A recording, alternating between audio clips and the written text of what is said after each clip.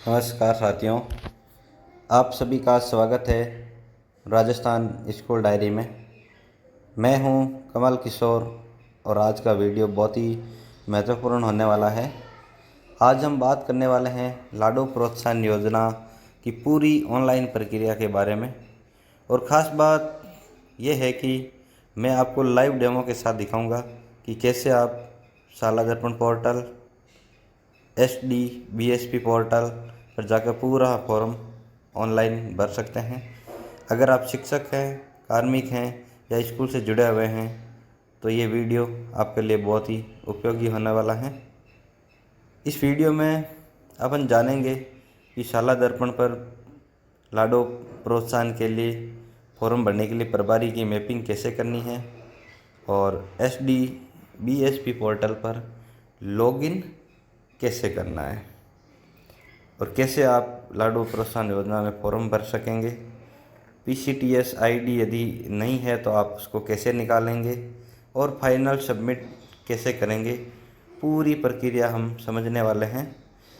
Step by step जानकारी समझेंगे। तो सबसे पहले हम क्या करते हैं, लाडो प्रोत्साहन योजना का प्रभारी बनाते हैं।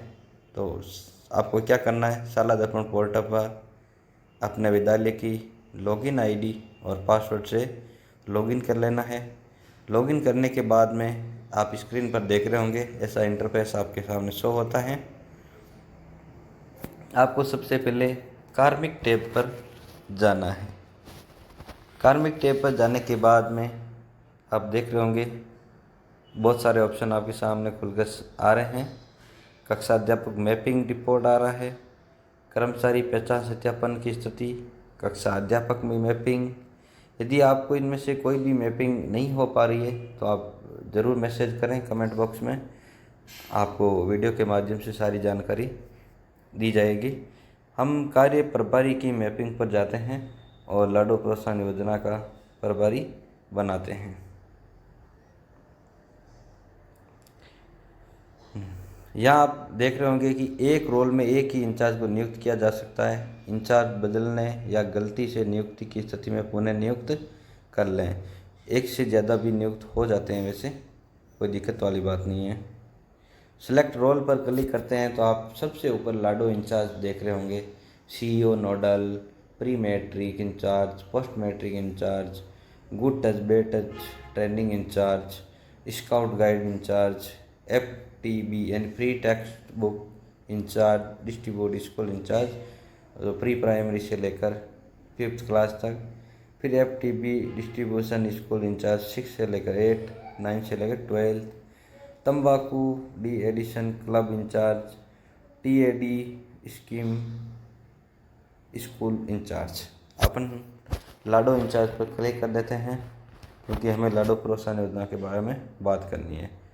सेलेक्ट इंचार्ज पर क्लिक करके आपके स्टाफ में से जिसको भी आप इंचार्ज बनाना चाहते हैं उन पर क्लिक करते हैं और ऐड पर क्लिक कर देते हैं। ऐड पर क्लिक करते ही नीचे सारे प्रभारी शो होने लग जाते हैं और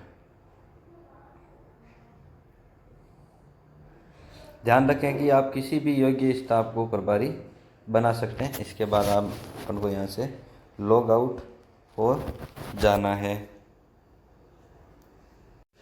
अब आपको जाना है SDBSP portal. SD beneficiary portal पर आप स्क्रीन पर देख रहे होंगे, यहाँ पर नीचे स्लाइड चल रही है। 5वीं 8वीं एग्ज़ाम, बालिका सैनिक स्कूल प्रवेश, DLED, खेल कूद, इसी के अंदर SDB NMMS यहाँ से फॉर्म भर सकते हो। लाडो योजना, शाला स्वांत, स्टाफ एप्लीकेशन, यहाँ पर आप देख पा रहे होंगे SDBSP यानी बेनिफिशरी स्कीम पोर्टल। इस पर आपको क्लिक कर देना है। जैसे ही आप क्लिक करते हैं तो आप ऊपर ही ऊपर देख रहे होंगे स्कूल ऑफिस लॉगिन, इस पर क्लिक करना है और आपके सामने एक इंटरफेस खुल रहा है। इसमें आपके सामने है गवर्नमेंट स्कूल या ऑफिस, प्राइवेट स्कूल या इंचार्ज के सामने क्लिक कर देना है।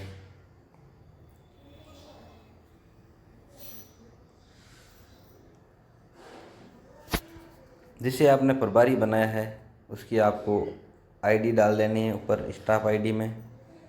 फिर यूज़र नेम, शाला दर्पण स्कूल ऑफिस, जो ये आपके इसको शाला दर्पण की आईडी है वो डालनी है। और उसके बाद में पासवर्ड जिसको आपने इंचार्ज बनाया इसके स्टाफ ओनर के पासवर्ड डालेंगे, फिर कैप्चा डालेंगे और लॉगिन कर देंगे। ठीक है, हमने लॉगिन कर लिया है। आपके सामने इंटरफेस खुल रहा होगा, स्कूल इंचार्ज रोल में लॉगिन आईडी आ रही है। अब आपको लाडो योजना बीच में जो आ रहा है उस पर क्लिक करना है। क्लिक करते ही आप पोर्टल के अंदर चले जाएंगे। जैसे ही आप लॉगिन करते हैं तो आपके पूछा जाएगा आप कौन से ईयर की करना चाहते हैं।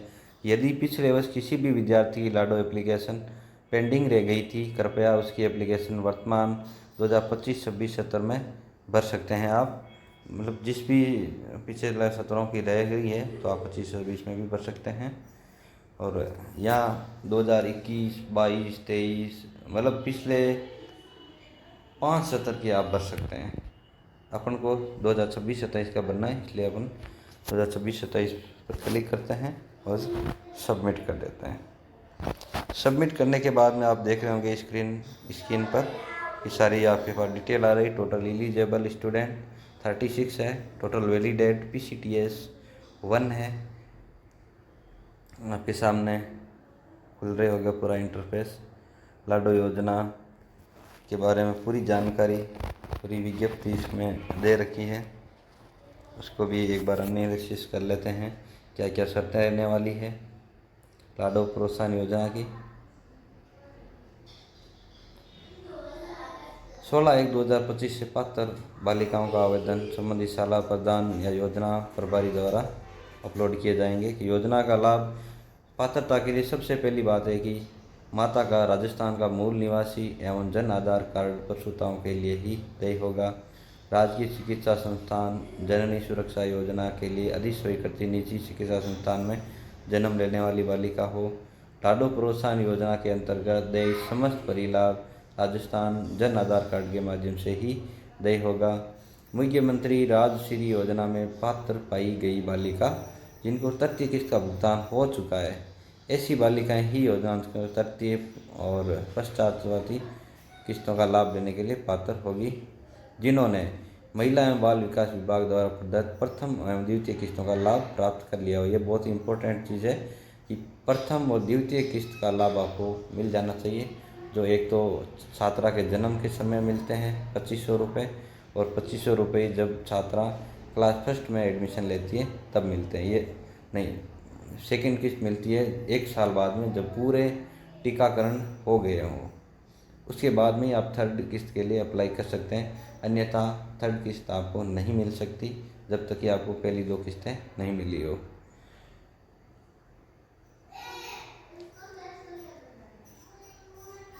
ठीक है, तृतीय किस्त तो आर्थिक सहायता के उक्त योजना अंतर्गत पहली कक्षा प्रवेश पर तृतीय किस्त के रूप में एक मुश्त आपको 4000 रुपये प्रदान किए जाएंगे और एवं ये राशि बालिका के अभिभावक और संरक्षक के खाते में हस्तांतरित की जाएगी। अब शाला दर्पण पोर्टल पर सूचना अपलोड करने की प्रक्रिया PCTS ID, Jan Aadhaar card, bank card, passbook की प्रति प्राप्त कर शाला दर्पण पोर्टल पर ऑनलाइन सूचना अपलोड करेगा और इसके बाद इसे लॉक करके संबंधित PO को अग्रेसित करेंगे।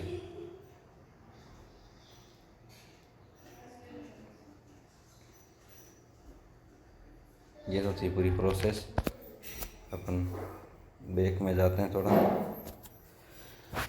अब आप देख रहे होंगे लेफ़्ट साइड में ऊपर की तरफ देखेंगे तो आपको 3 डॉट दिखाई देगा, 3 लाइन दिखाई दे रही है, उस पर आपको क्लिक करना है।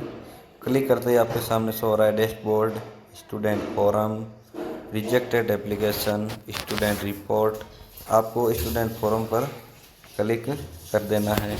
जैसे स्टूडेंट फोरम पर क्लिक करते हैं तो इसमें एक आ रहा है कि please save and update application entry in student detail entry form 9 विद्यार्थी विवरण प्रविष्टि प्रपत्र 9।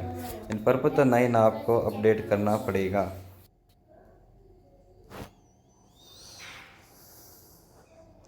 अब आप देख रहे होंगे कि पूरी लिस्ट आपके सामने ओपन हो गई है। आपको ऊपर पर तो 9 अपडेट जरूर करना है सभी बच्चों का, उसके बाद में इधर फॉर्म भरें।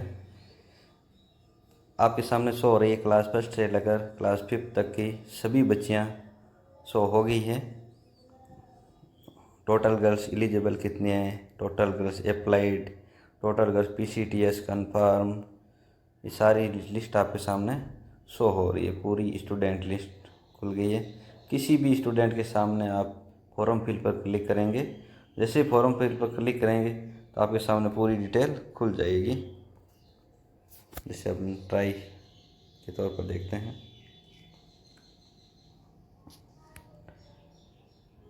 फिर व्यू एंड फिल पर क्लिक करते हैं। एक बच्ची का फॉर्म देखते हैं पहले।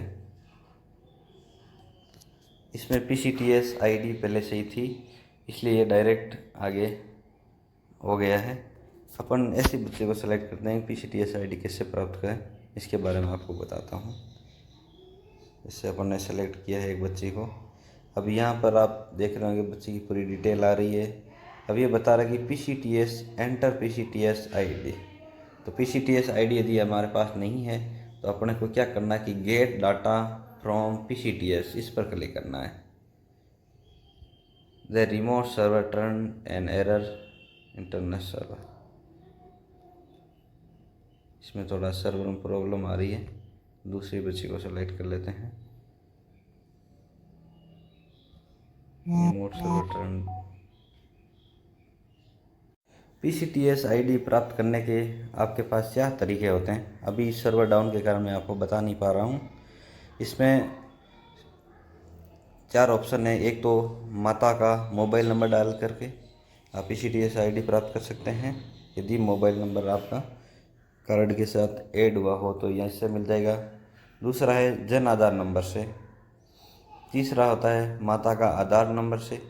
और चौथा तरीका है बैंक डिटेल डाल करके। इनकी मदद से आप PCTS ID प्राप्त कर सकते हैं। बच्चे का आधार ऑथेंटिकेट होना बहुत ज़रूरी है, जन आधार भी ऑथेंटिकेट होना ज़रूरी है, और आधार एंड जन आधार दोनों लिंक होना ज़रूरी है। दोनों पर बच्चों का नाम होना बहुत ज़रूरी है। पहले इसमें अधिकतम 2 बच्चों को लाभ मिलता था, लेकिन अब 2024 के बाद में 3 बच्चों तक भी लाभ मिल जाता है। इंस्टॉलमेंट की कंडीशन ये रहती है कि तीसरी किस्त के लिए पहली और दूसरी किस्त मिलना ज़रूरी है। ये मैंने आपको पहले भी बता दिया है। अब एक बच्ची का मेरे पास PCTS ID सब है, कन्फर्म हो गई। पहले इसका अपन फॉर्म भरेंगे, उसकी पूरी डिटेल के साथ में फॉर्म अप्लाई करते हैं। आधार स्टेटस में यस करके आधार नंबर डालने हैं आपको। फिर पेरेंट्स अलाइव यस, एड्रेस में जहाँ की बच्ची है वहाँ का एड्रेस आपको डाल देना है। फिर व्यू जन आधार फैमिली, उस पर क्लिक करके बच्ची के जो व्यक्तिगत पहचान ID है उन पर सेलेक्ट करना है, उनको डाल देना है ऊपर। डालने के बाद में आपको सबमिट कर देना है। जैसे आप सबमिट करेंगे तो आपको बैंक इंफॉर्मेशन मांगेंगे, ये वाला इंटरफेस खुल जाएगा। फिर आधार नंबर डालो और बैंक इंटरफेस में आपको यदि बच्चे का खुद का अकाउंट है तो यस करें, नहीं तो नो करके फैमिली हेड पर क्लिक कर दें। जो फैमिली हेड है उसके खाते में चला जाएगा पैसा।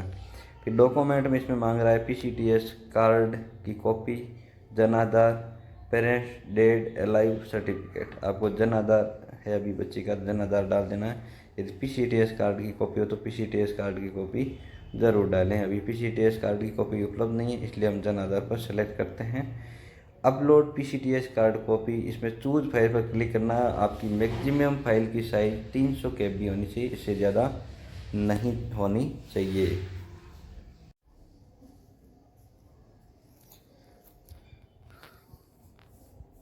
तो इस आधार पर से आपको बच्चों का फॉर्म भर करके सेव एप्लीकेशन पर क्लिक करना है।